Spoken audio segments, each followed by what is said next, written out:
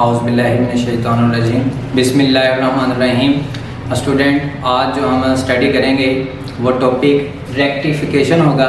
तो स्टूडेंट, सबसे पहले हमने ये जानना है कि रेक्टिफिकेशन हम स्टडी क्यों कर रहे हैं। तो कभी आपने ये देखा होगा कि जब मोबाइल हम चार्ज करते हैं तो वो एक आपके घरों में अल्टरनेटिंग करंट आ रहा होता है और उसके आगे हम एक सर्किट लगाते हैं जो कि डीसी में कन्वर्ट कर रहा होता है। मोबाइल चार्ज करने के लिए हमें एक डिवाइस, एक सर्किट की ज़रूरत पड़ती है जिसको हम कहते हैं वो रेक्टिफायर।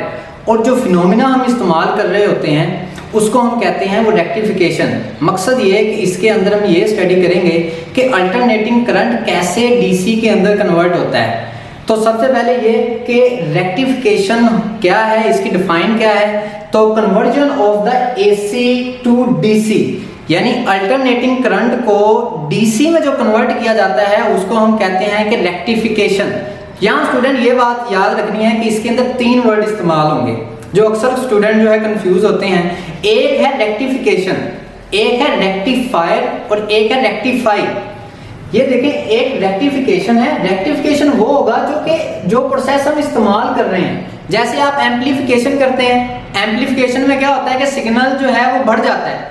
इसी तरह एक आप एम्पलीफाई इस्तेमाल करते हैं। एम्पलीफाई क्या होता है कि वो एक सिग्नल है, और एम्पलीफायर वो होता है जो कि सर्किट इस्तेमाल कर रहे होते हैं। जैसे आपने देखा होगा वो डीजे के पास एक एम्पलीफायर होता है, तो वो एम्पलीफायर एक सर्किट होता है। इसी तरह रेक्टिफायर भी एक सर्किट होगा और जो सिग्नल हो रहा होगा उसको हम कहेंगे ये एक रेक्टिफाई है। अब रेक्टिफायर सर्किट जब हम बना लेते हैं तो उसके अंदर हम 2 जो किस्म की रेक्टिफायर सर्किट बढ़ते हैं। एक होता है हाफ वेव रेक्टिफायर और एक होता है full wave rectifier. Half wave rectifier का नाम हमने क्यों दिया? हाफ वेव रेक्टिफायर देने का मकसद ये है कि इसके अंदर हाफ वेव रेक्टिफायर होगी। मतलब ये कि जो एसी करंट आ रहा था, एसी सिग्नल आ रहा था, उसके अंदर हम ये जानते हैं कि उसके अंदर पल्स होते हैं, वो पल्सेटिंग होती है, यानी वो अल्टरनेट करंट होता है, अपनी पोलैरिटी को चेंज कर रहा होता है। उसके अंदर एक जो पल्स होगी, तो स्टूडेंट इधर देखें कि ये वाला पल्स जो होगी वो कन्वर्ट हो जाएगी डायरेक्ट करंट के अंदर, इसलिए हम इसको कहते हैं कि ये हाफ वेव रेक्टिफायर है। अब हम ये देख लेते हैं कि हाफ वेव रेक्टिफायर के अंदर क्या क्या चीजें हम इस्तेमाल करेंगे। तो हाफ वेव रेक्टिफायर के अंदर स्टूडेंट सिर्फ ये समझाने के लिए होता है, ये प्रैक्टिकल इस्तेमाल में नहीं होता, क्योंकि इसके अंदर एनर्जी जो है वो पूरा सिग्नल हमें नहीं मिलता। तो सबसे पहले हम ये देखते हैं कि हाफ वेव रेक्टिफायर के अंदर हम एक डायोड को इस्तेमाल करते हैं। हाफ वेव रेक्टिफायर के अंदर हम एक डायोड इस्तेमाल करते हैं और इसके अंदर मैंने एक अल्टरनेटिंग सोर्स लगा दिया है। अब अल्टरनेटिंग करंट का सिग्नल जो है इनपुट ऐसे होता है, यानी कि अपनी पोलैरिटी को वो पहले यहाँ तक एक रखता है, फिर पोलैरिटी को चेंज कर लेता है। इसी तरह हम इसको ये देख सकते हैं कि ये पॉजिटिव जो है यहाँ पे ये ए शो कर देते हैं और जो नेगेटिव है वो बी टर्मिनल को शो कर देते हैं। अब देखें, हमें ये पता है कि जब पॉजिटिव पी के साथ ये मिलता है और नेगेटिव एन के साथ मिलता है तो ये फॉरवर्ड बायसिंग बनाता है। फॉरवर्ड बायसिंग में ये होता है कि मेजॉरिटी चार्ज कैरियर जो है वो फ्लो करते हैं और करंट बनाते हैं और उसके अंदर रेजिस्टेंस जो है बहुत कम हो जाती है। जैसा कि करंट अब चल रहा है तो यहाँ पे एक सिग्नल मिलेगा हमें आउटपुट में, क्योंकि फॉरवर्ड बायसिंग है तो फॉरवर्ड बायसिंग में करंट तो फ्लो करेगा। तो यहाँ पे जो सिग्नल यहाँ से लेकर यहाँ तक आएगा जो कि पॉजिटिव हाफ साइकिल है, वो पॉजिटिव हाफ साइकिल आउटपुट में कन्वर्ट हो जाएगा वही सिग्नल, यानी वो डायरेक्ट करंट के अंदर चेंज हो चुका है। कैसे हुआ दोबारा फिर बता दें कि पॉजिटिव यहाँ शो करता है क्योंकि पोलैरिटी पॉजिटिव और पहले नेगेटिव होती है, तो ए पॉजिटिव पी के साथ और नेगेटिव एन के साथ। डायोड के 2 पीएन जंक्शन होते हैं, पॉजिटिव के साथ। जब नेगेटिव के साथ अटैच होता है तो हम उसको कहते हैं कि इसके अंदर एक फॉरवर्ड बायसिंग होगी।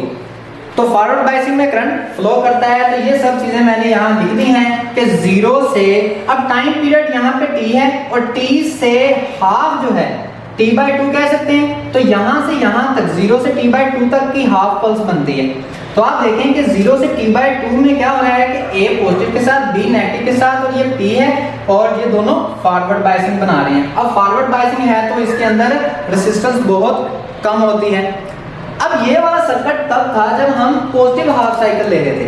अब नेगेटिव हाफ साइकिल में क्या होता है, नेगेटिव हाफ साइकिल कौन सा होगा, जो आगे वाला सर्किट हो, ये वाला पल्स होगी, ये शो करेगी अब नेगेटिव और पॉजिटिव। पहले जो A पॉजिटिव था अब A नेगेटिव बन चुका है क्योंकि पोलैरिटी चेंज हो चुकी है, और जो B नेगेटिव था B पॉजिटिव हो चुका है। अब फिर वही बातें, ये फॉरवर्ड बायसिंग बनेगी या रिवर्स बायसिंग बनेगी। इसके अंदर देखिए नेगेटिव अटैच है P के साथ, तो जब नेगेटिव P के साथ अटैच होता है और पॉजिटिव नेगेटिव के साथ अटैच होता है तो ये रिवर्स बायसिंग बनाता है। तो रिवर्स बायसिंग जब बनेगी तो हमें ये पता है कि जो रिवर्स बायसिंग के अंदर करंट फ्लो नहीं करता और इसके अंदर रेजिस्टेंस ऑलमोस्ट बहुत ज्यादा पाई जाती है। तो इसके अंदर जो सिग्नल निकलेगा, देखिए यहाँ पे अब इसको करंट फ्लो करने की इजाजत नहीं होगी क्योंकि रिवर्स बायसिंग है। तो यहाँ पे जो आपका सिग्नल निकलेगा वो ऐसा सिग्नल निकलेगा, यहाँ पे हमारी जो एनर्जी है वो वेस्ट हो रही होगी। तो ये वाला जो सर्किट है इसको हम इधर एक और ले आते हैं कि यहाँ से देखें दोबारा फिर से कि t/2 से t तक का सिग्नल है। तो t/2 में A जो है वो नेगेटिव बन चुका है, B पॉजिटिव बन चुका है और नेगेटिव अटैच है P के साथ, नेगेटिव अटैच है P के साथ और पॉजिटिव अटैच है नेगेटिव के साथ। तो इसको हम कहते हैं कि ये रिवर्स बायसिंग है। जब रिवर्स बायसिंग होती है तो रेजिस्टेंस हाई होता है और करंट ऑलमोस्ट जीरो होता है। तो ये स्टूडेंट हाफ वेव रेक्टिफायर है। ये बेसिकली इसमें डिवाइसेस नहीं बनाई जाती क्योंकि इसके अंदर देखें यहाँ पे हमारी जो एनर्जी है वो नहीं मिल रही। तो इस वजह से हम अब फुल वेव रेक्टिफायर स्टडी करेंगे जो कि नेक्स्ट लेक्चर के अंदर हम स्टडी करेंगे। शुक्रिया।